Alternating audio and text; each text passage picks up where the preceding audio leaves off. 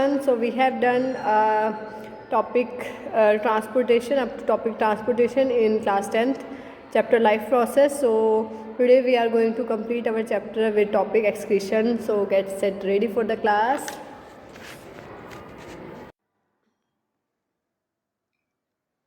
So finally we are on the last topic of the chapter, excretion.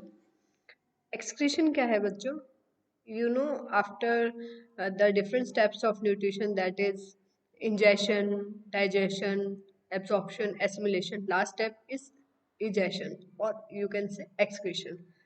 What is excretion? It is a process of removing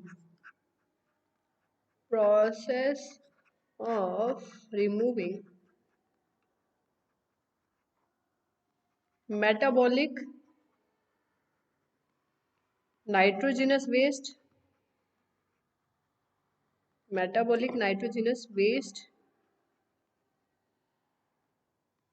from body.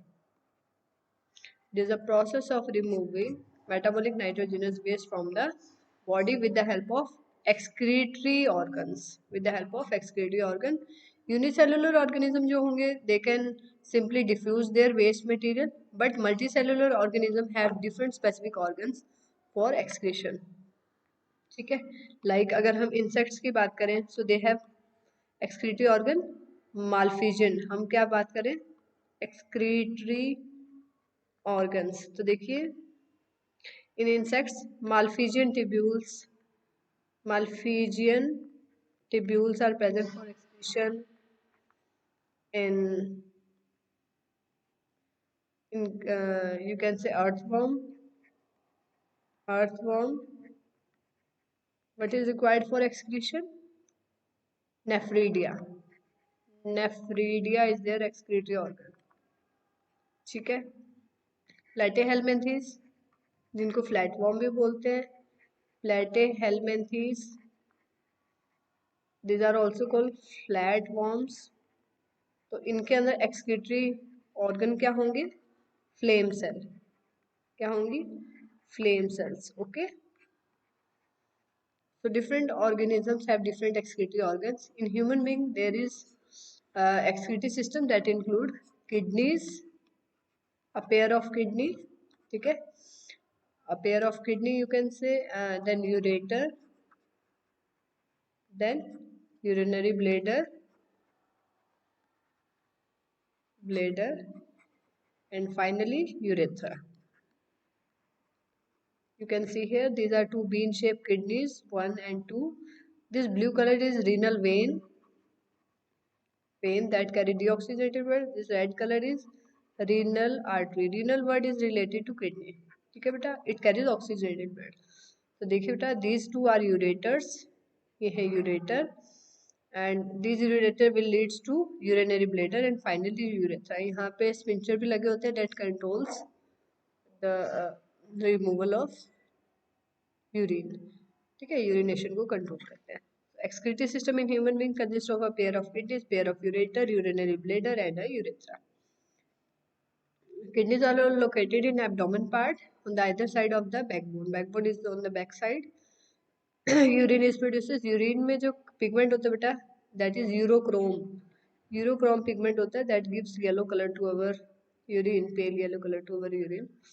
And not our kidneys are our excretory organ, even lungs helps in removal of carbon dioxide, so that is also excretory organ, type of excretory organ. Otherwise main nitrogenous products like urea, uric acid, they are removed with the help of kidney. So the main excretory organ in humans is kidney. Even our skin also helps in removal of sweat that contains salts. Okay, contains excess of salts.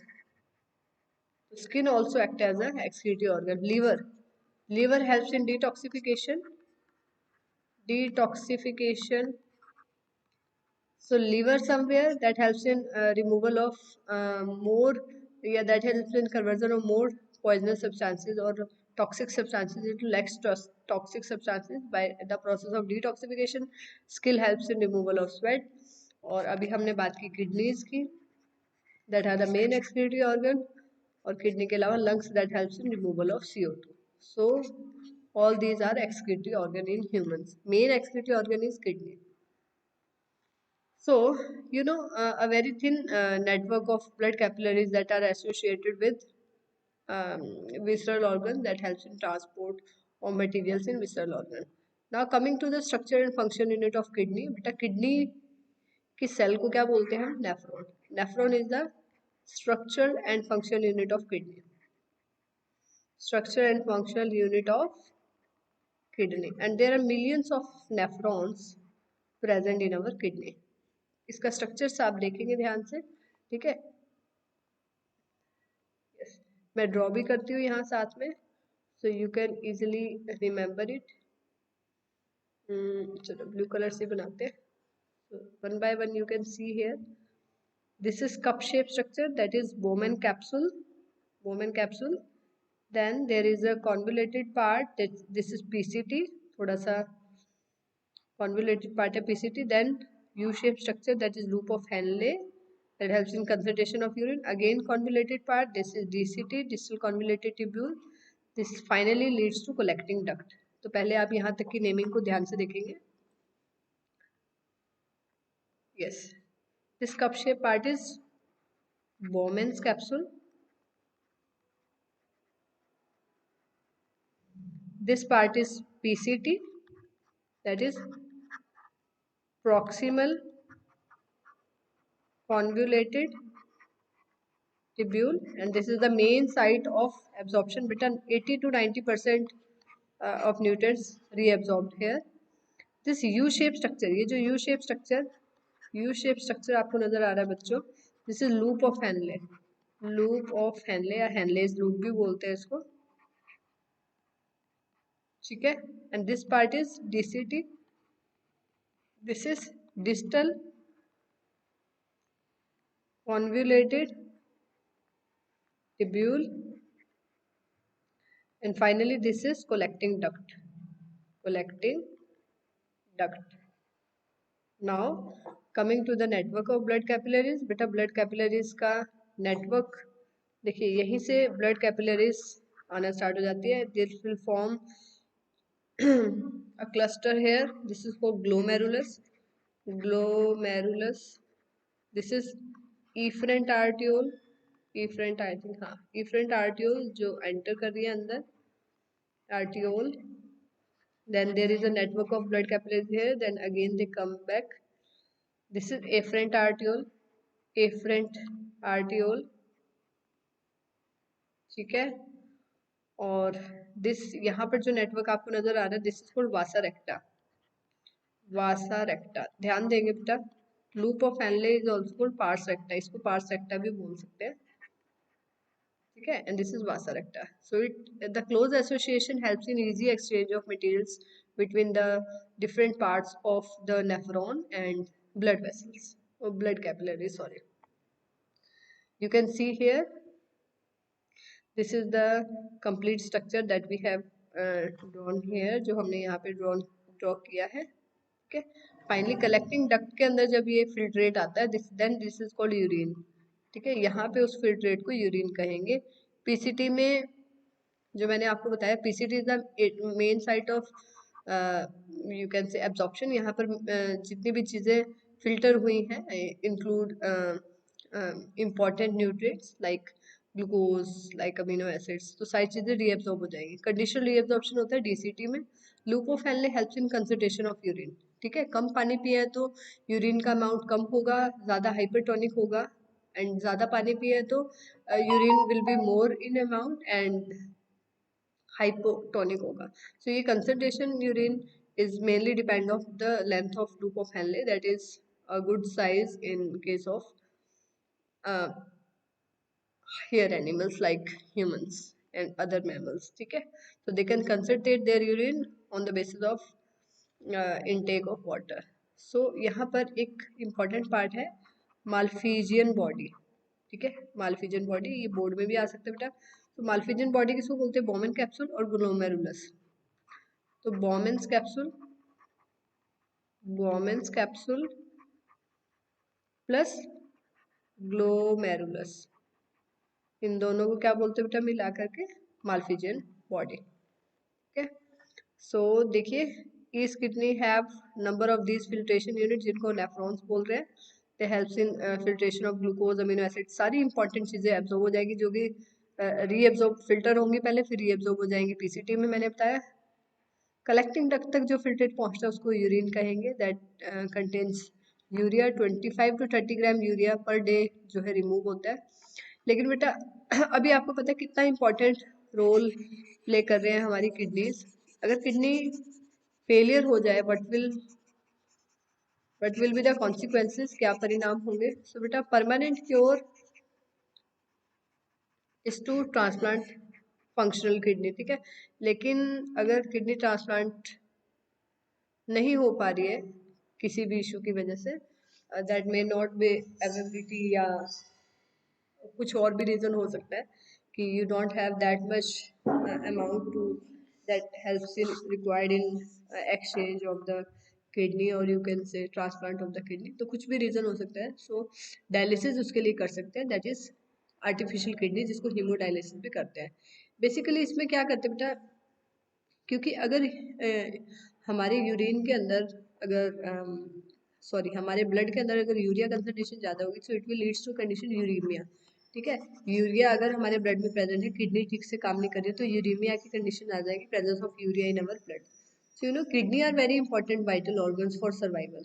ठीक है, बहुत सारे infection, injury, restricted blood flow, बहुत सारे functions है kidney के। Even एक hormone भी यहाँ से सिक्रेट होता है जिसको इरिथ्रोपोइटिन बोलते हैं। ठीक है, तो it helps in removal of poisonous metabolic waste like urea, uric acid. So अगर ये वेस्ट हमारी बॉडी से रिमूव ना हो यूरीमिया के कंडीशन, सो इट में leads to death. So it's very important to remove that waste from our metabolic nitrogenous waste from our body with the help of dialysis. Dialysis की help से हम इसको हमारे blood को, तो basically इसमें क्या किया जाता है, पेशेंट्स के ब्लड को निकाला जाता है बेटा बॉडी से, and dialysing solution with the help of यहाँ पे सेलेक्टिवली परमेएबल मेम्ब्रेन, जो कि सिलोफेन मेम्ब्रेन, जो कि नेफ्रॉन्स की तरह काम कर रही है यहाँ पे, तो सेमी परमेएबल लाइनिंग वाली यहाँ पर मेम्ब्रेन यूज होंगी, जिसको हम सिलोफेन मटेरियल से वो बनी है, सिलोफेन मेम्ब्रेन भी बोल सकते हैं। डायलाइजिंग फ्लूइड यहाँ यूज हुआ है, तो उसी तरीके से metabolic nitrogenous waste product remove होगा जैसे हमारी किडनी में होता है। ठीक है, by diffusion. So its function is very similar to our kidney. So आपको पता है नॉर्मली हमारी किडनीज 180 लीटर जो है ब्लड को फिल्टर करती हैं, बट यूरिन कितना होता है, 1 to 1.5 लीटर ही होता है। So remaining filtrate is actually reabsorbed by the kidney tubules. So this is a very good alternative in case of kidney failure. Now coming to the अच्छा organ donation की बात करें बेटा, तो you know अगर if a person dies in the early age, this all organs are functional, तो उन case में organ transplant किया जा सकता है with the people that do not have their functional organs, है ना, organs अगर काम नहीं कर रहे हैं, तो organ transplant can save or transforms any other person's life. तो किसी भी डिजीज या किसी भी इंजरी की वजह से अगर किसी पर्सन की डेथ होती है, तो चाहे हेल्दी ऑर्गन्स है वो उसकी बॉडी से ट्रांसप्लांट किए जा सकते हैं, उसको ऑर्गन डोनर कहेंगे, और जिसने लिया है उसको रेसिपिएंट कहेंगे। तो क्या चीज़ें हैं जो ट्रांसप्लांट हो सकती हैं, हो चुकी हैं, जैसे कि cornea, that is a part of eye, non vascular part of our eye, जहाँ ब्लड सप्लाई नहीं होती, kidneys, heart, liver, pancreas, lungs, intestine, bone marrow. So if any person is brain dead, और if any person met to an accident जिसके बाकी organs पूरे functional है, तो ऐसे केस में ऑर्गन को ट्रांसप्लांट किया जा सकता है, और ऐसे पेशेंट्स की जान बचाई जा सकती है जिनके बॉडी में ये ऑर्गन्स जो है काम नहीं कर रहे हैं, non functional. Excretion in plants, जैसे सर्कुलेटरी सिस्टम कोई भी स्पेसिफिक नहीं है प्लांट्स के अंदर, ऐसे एक्सक्रीटरी सिस्टम भी स्पेसिफिक नहीं है। और you can see oxygen is a byproduct of photosynthesis that helps that exchange with the help of stomata as well. ठीक है, बहुत सारा वाटर अगर इनके अंदर होगा तो ट्रांसपोर्टेशन से loss of water in the form of water vapours, जिसमें लीव्स हेल्प करती है। इसके अलावा बेटा प्लांट्स के अंदर वेस्ट प्रोडक्ट कई बार वैक्यूल्स के अंदर भी स्टोर हो जाते हैं, you know very good size of vacuole is present in plants. और इसके अलावा बेटा आपने देखा होगा ट्रंक ऑफ द ट्रीज, कई बार ट्रीज के ट्रंक से यहाँ से ऐसे एक्सुडेट रिलीज हो रहा होता है। एक्सुडेट मतलब कुछ भी मटेरियल बाहर प्रोट्रूडिंग आउट और removed out, that like resins and gums. So that is exudates, इनको हम क्या बोल सकते हैं, एक्सुडुएट्स भी बोल सकते हैं। So they are regarded as waste substances of the plant, ठीक है। प्रोमिनेंट कोई ऐसा सब्सटेंस नहीं है, excretory substance like urea, uric acid, ऐसा प्लांट्स में नहीं होता है। तो describe the structure and function of nephrons, मैंने आपको बताया millions of nephrons are present in our kidney that act as structure and function unit of our kidney. So इसका आप स्ट्रक्चर जिसमें Bowman capsule, PCT, loop of Henle, DCT, collecting duct, ये सब होगा, तो आप डायग्राम की हेल्प से इसको एक्सप्लेन कर सकते हैं। Next, what are the methods used by plants to get rid of excretory products. Excretory products बेटा with the help of roots, with the help of transpiration, है ना, तो गम्स रेजिन्स के फॉर्म में रिमूव हो सकता है। कोई प्रॉपर एक्सक्रीटरी पाथवे या प्रॉपर एक्सक्रीटरी ऑर्गन प्लांट्स के अंदर नहीं है। How is the amount of urine produce regulated, बेटा कितना अमाउंट यूरिन का होगा, that is loop of Henle उसमें बहुत अच्छा रोल प्ले करता है। और एब्जॉर्प्शन आपको पता है पीसीटी में हो जाती है, कंडीशन अगर पानी कम पिए, कंडीशनर एब्जॉर्प्शन है, तो डीसीटी भी उसमें काम करता है। सो और ब्लड प्रेशर, अगर यूरिन का, अगर हमारी बॉडी में ब्लड प्रेशर ज़्यादा है तो यूरिन फॉर्मेशन भी ज़्यादा होगा, क्योंकि यूरिन ब्लड फिल्ट्रेशन ज़्यादा हो रहा है बोमेन capsules at the site of Bowman capsule, तो उस केस में यूरिन प्रोडक्शन भी ज़्यादा होगा। सो अगर ब्लड हमारी बॉडी में जो रेगुलेटर्स हैं जो ब्लड प्रेशर को रेगुलेट करते हैं, दैट लाइक एंजियोटेंसिनोजन या फिर एल्डोस्टेरोन, या जिसको हम राज सिस्टम भी बोलते हैं, सो ये सारे फैक्टर्स हैं जो हमारी यूरिन ब्लड प्रेशर को रेगुलेट करते हैं, उस अकॉर्डिंग हमारा यूरिन का अमाउंट भी रेगुलेट हो जाता है। So this is all about the chapter life process.